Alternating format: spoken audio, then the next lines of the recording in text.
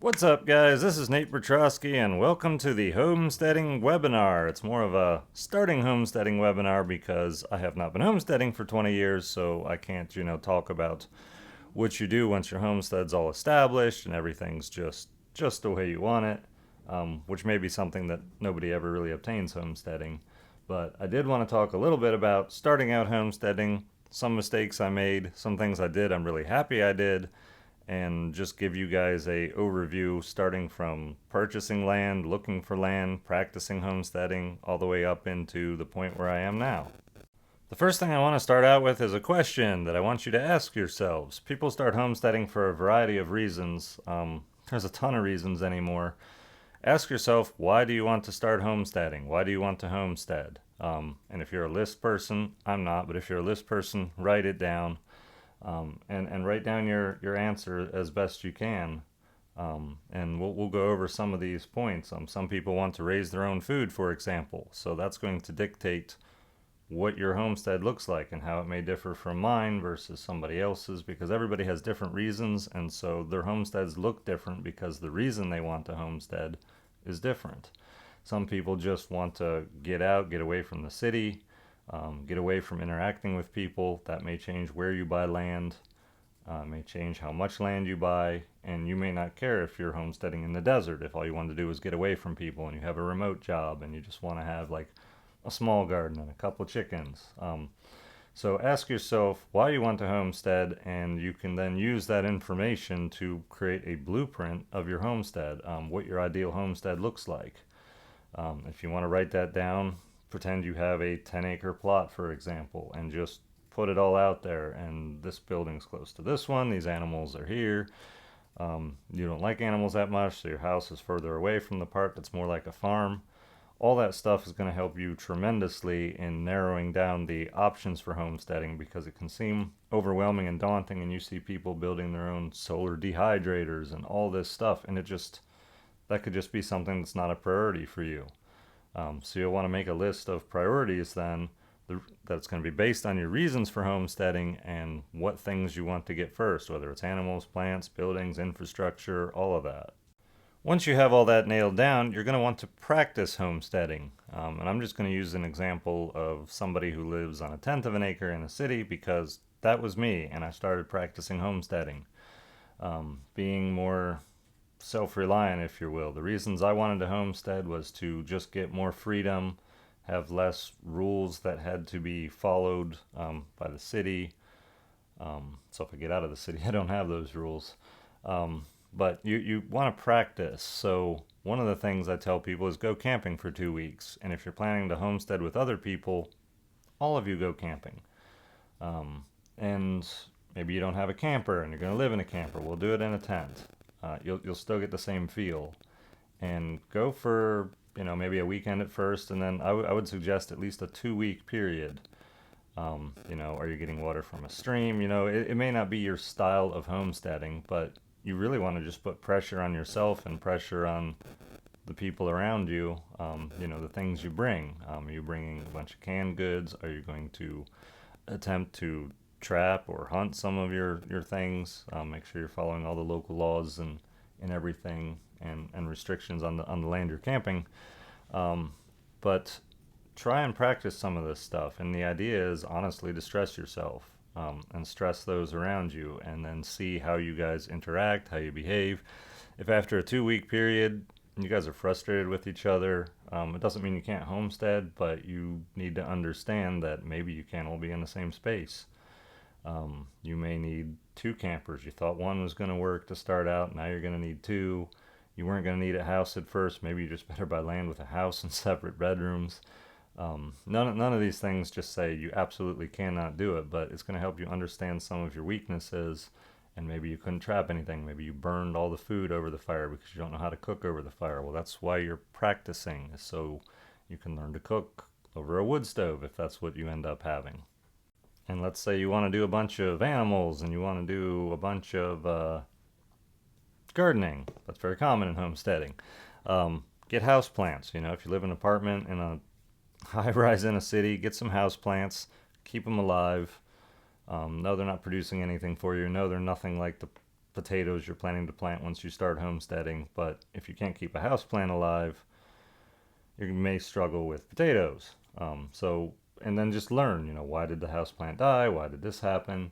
Animals, I mean, you can even start with pets. You can even do a goldfish. Did you forget to feed the fish regularly? Did you forget to change out the water? If you have a fish tank, are you actually maintaining the filter? Are you doing all the basic things to keep it alive?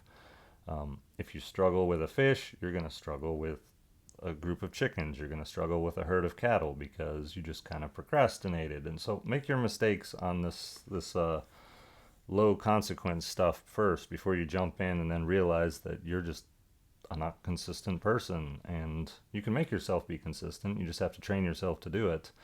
And there's no better way than making plants and animals rely on you to do so. Now we'll move on to the next phase of this quick webinar.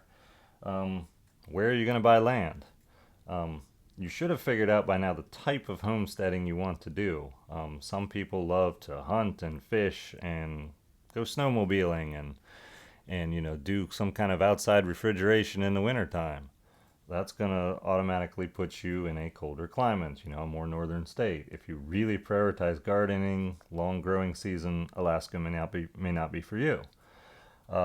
So you should end up with a type of homesteading you like to do. Me, I kind of really prefer foraging over growing. It's kind of the same deal though. I want like a long growing season, diverse plants, lots of nature. So whatever it is that you really want to do with homesteading, it'll help you choose what area just based on that, and you'll be able to eliminate a lot of areas. Again, you can eliminate the desert if you like snowmobiling. There are some deserts that get snow though. All right, let's talk about buying land. You've found the area you want to be in. Maybe we didn't narrow it down very much yet. You're going to want to ideally live your life in a way that a lot of the local people in the area live. So while you may technically be allowed to homestead in a certain area and there's suburbs all around you, the people may not be favorable to how you're living, even if you're legally allowed to do so. So you may have neighbor relations because of it. They may not like the sound of your chickens and your cows and whatever you get. So ideally you're going to find an area with people doing a similar lifestyle that you want to live. The other part of that is regulations. You want to check out the regulations of the areas that you're considering. And if you find yourself in an area that people live a lot differently than you, but the regulations work, the regulations may change because the majority of people in that area may vote in people that in turn put regulations that aren't favorable to the life you want to live. So this is just really long-term planning. And people like to talk a lot about buying land and stuff. All this stuff is just as important, and we're going to get to the land, but all this stuff is very important to figure out. The other thing is the area. Do you jive with the people? When you're out looking for properties in this area that you think's okay, go to diners, go to local restaurants, check out local hangout spots, talk to people, see what they're like. Just make sure you jive with them. Again, none of this stuff is really mandatory, but it's going to save you a lot of headaches down the road with dealing with people, because no matter how much land you buy, you're still going to deal with people, just maybe not as often, but you're still going to be interacting with them. So now that you've determined where you want to live, you've picked a county in a state, or if you're out of the US, you've picked a place that you want to live that you think meets enough qualifications to be a good spot for you to homestead. Now we're finally to the part everybody wants to talk about. Buying land. If you have the funding for the land outright, that is the best scenario. Most people don't fall in that. If you want to finance property, which is what I did when I first purchased, I went through a credit union. It was actually a farm credit union. They were very favorable and made the process easy for just buying raw land. Now, some of you may be wanting to buy land with a house and everything already on it. But just for me personally, I wanted raw land and I wanted to build everything myself and design everything myself. So finding land. You'll find a number of parcels that probably suit you. You may rule some out. Some may require a very steep driveway. My driveway is a half mile long. I have to maintain it, and if it needs gravel, I need to pay to put gravel on it. A half-mile long driveway is a significant maintenance cost, at least until I get a lot more stone on it. I had half of it cut in, the other half was pre-existing. So you want to consider, and my driveway is flat. If it's on an incline, you may have trouble in the winters. You're going to lose a lot of stone off your driveway as you're spinning the tires to get up there in unfavorable conditions. While being back this far is ideal and totally worth it to me, it's just something to think about. Some people have much shorter driveways. They are a lot closer to their neighbors. However, there's a lot less maintenance to do. If you buy land in the woods like I did, trees falling across the half-mile driveway, very common. It's quite often that I need to have a chainsaw with me to cut my way out of here. And I have to remember that before I need to go to town. Say I have a certain appointment with a set time, I need to make sure the driveway's clear, probably the day before I leave. Land layout, ideally the road height and your homestead is the same and you have a straight path to it. If you're out west somewhere, chances are everything's flat and you're good. Land layout, I have 100 acres, so I could choose to build up here on the ridge, which is what I ended up doing, mostly because it has straight road access. I also could have gone down in the valley. There's flooding down there. It's cooler down there in the summertime. The plants tend to be more lush and green down there. Up here it tends to get a little more barren if we get a drought. Certain trees don't like to grow up here. That'll grow down there better. Again, I still have access to it, but just pay attention to the pros and cons of the layout of the land. Down in the valley, I wouldn't have near the sunshine that I do up here, so growing gardens may be more difficult. Solar power, I would get less power because there's more trees. There's a ridge literally blocking the sun, so I have less daylight down there. Just things to consider. South facing has most of the advantages. A south facing slope, because you're going to get more sun. A north facing slope, that's where you want to put your root cellar and stuff. So there's a lot of things like that just to factor in. If I looked at a property specifically that was almost completely north facing and everything else about it was perfect, checked all the boxes. But I didn't like the north facing. That would be great for hunting, fishing, living in a cabin. That wasn't the type of homesteading I wanted to do. I wanted solar power. So those were things I had to consider, and I ended up not being interested in that land because of it. The other thing I should mention about land is basically kind of a rent to own. It's very common. If you don't have good credit, you don't have much capital, you don't have much to put down up front, you can do that. You really want to make sure you've got your income settled, and I really think, if at all possible, have 2 years of what you need to live on saved up in cash. I did that here. Now, that being said, I could exist here on this parcel paying all my bills, car insurance, land tax, for about $250 to $300 a month. So 2 years of savings isn't as big of a number as it was when I lived in the city. That would have been a significant number. Also, purchasing land with other people, you may get along great, you may have done camping great when you practiced. Get an attorney to draw up some papers, and just something that, like, if we decide to go separate ways, this is the exit plan. You may never plan to need it. I never planned to need it. I needed an exit plan. There wasn't one, and so it was a mess. So just spend a couple $100 to an attorney. Make sure you have an exit plan. Everybody signs it. That way, if somebody's done, wants out, this is how you do it, and you just follow along. Next, you have acquired your land. Now, I'm assuming you have raw land, but this will apply to people that even have some buildings on it but want to make changes. Infrastructure, and it's going to depend. Not everybody's going to have solar infrastructure because you may choose to homestead on the grid, and there's nothing wrong with that. And so you may want to do something for power backup. You may want to homestead without power at all. It all depends how you answered the questions at the beginning of this. So it kind of depends, but you want to have a plan for building out your infrastructure. When you purchase the land and you have your 2 years finances set aside, you want to also make sure you have funding set aside for your infrastructure. I had very limited funding for my infrastructure, so I did things in unique ways, and I'm at a point where I'm going to have to start replacing some of that because I just put it up and it was good for 4 years, probably good for a couple more years. I'm going to have to make some changes. The way I built my homestead, raw land, brought a bunch of materials with me. First thing I did was put up a storage building, which is now my living quarters. All the things I was going to need that needed to be kept out of the weather that I brought with me went in here. Lived in a camper at first. Knew the camper was going to decay and fall apart, but it was good for a couple years. I ended up doing an outhouse almost first thing. Most people go for composting toilets. That's far more common.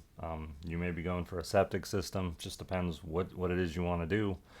I did an outhouse. Basically ended up, and there's going to be things that come up. So the kitchen in the camper was terrible. Small, tiny, hard to live in.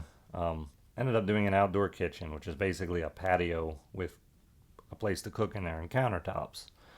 That worked really well. I hadn't planned on building that. So you have to be flexible. As a need comes up, you have to change your plans. But I did prioritize the solar power first, and I prioritized the rainwater collection, which comes off this building, which I needed for storage. So building an infrastructure, none of this is really, for most people, the exciting part of homesteading.